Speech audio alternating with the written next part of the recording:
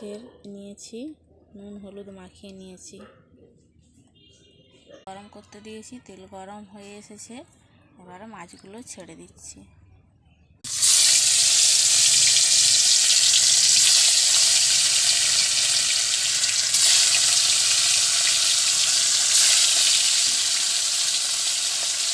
আমি এক পিঠ করে ঘুরিয়ে নিয়েছি, দিয়ে লাল লাল করে ভেজে নেব। এগুলো লাল লাল করে ভাজা হয়ে গিয়েছে, এরপর তুলে নেব।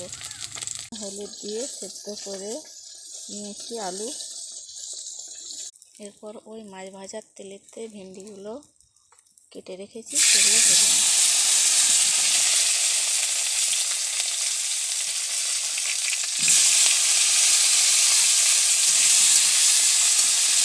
ভেন্ডিগুলো আমার ভাজা হয়ে গিয়েছে। ওই তেলেতে একটা শুকনো লঙ্কা দিয়ে দিচ্ছি আর সামান্য 5 ফোড়ন দিয়ে দিচ্ছি। 5 ফোড়ন আর শুকনো লঙ্কা ভেজে নিচ্ছি। এরপর পেঁয়াজের কুচি দিয়ে দিচ্ছি।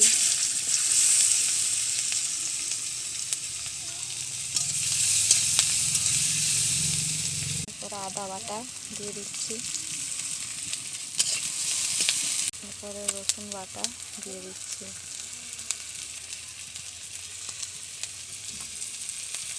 এরপর গোটা জিরা বাটা দিয়ে দিচ্ছি। পরিমাণ মতো হলুদের গুঁড়ো দিয়ে দিচ্ছি। সামান্য ধনে গুঁড়ো দিয়ে দিচ্ছি। সামান্য লঙ্কার গুঁড়ো দিয়ে দিচ্ছি। ভালো করে নেড়ে কষিয়ে নিচ্ছি। এরপরে টমেটোর কুচিগুলো দিয়ে দিচ্ছি। আমার মাছ ভাজা আর ভেন্ডি ভাজাগুলো একটু পাত্রে তুলে নিয়েছি। সামান্য পরিমাণ নুন দিয়ে দিচ্ছি।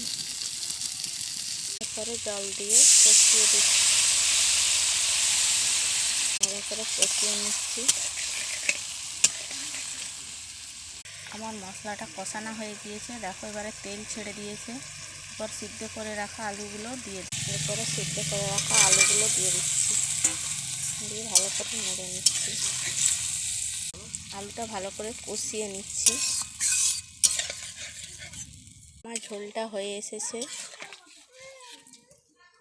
ভাজা ভেন্ডিগুলো দিয়ে দিচ্ছি। এরপর আমি মাছ ভাজাগুলো দিয়ে দিচ্ছি।